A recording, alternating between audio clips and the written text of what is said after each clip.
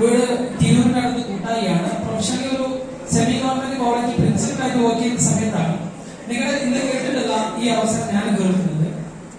ആദ്യം തന്നെ ബിസിനസ്സിലേക്ക് ഇൻവൈറ്റ് ചെയ്ത പ്രിയപ്പെട്ട ഗ്രേറ്റ് അപ്ഡേറ്റ് ലീഡേഴ്സ്, എല്ലാവരുടെയും പേര് എടുത്തു പറയാൻ സമയമില്ല, അതുകൊണ്ട് ആരുടെയും പേരെടുത്ത് പറയുന്നില്ല.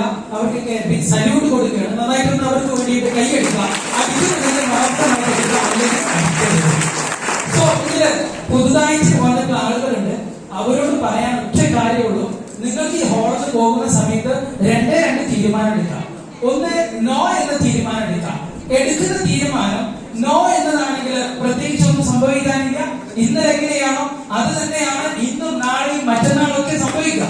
പക്ഷെ അതല്ല, എടുക്കുന്ന തീരുമാനം നോ എന്നതിന് പകരം എസ് എന്നതാണെങ്കിൽ ജീവിതത്തില് കയ്യിൽ പണമില്ലാത്തതിന്റെ പേരില് എന്തെല്ലാം സ്വപ്നങ്ങള് നിങ്ങൾ മാറ്റി വെച്ചിട്ടുണ്ടോ, അതല്ലെങ്കിൽ ആരുടെയെല്ലാം മുമ്പിൽ നിങ്ങൾ ഒരു പരിഹാസ കഥാപാത്രമായിട്ട് മാറിയിട്ടുണ്ടോ, അതിനെല്ലാം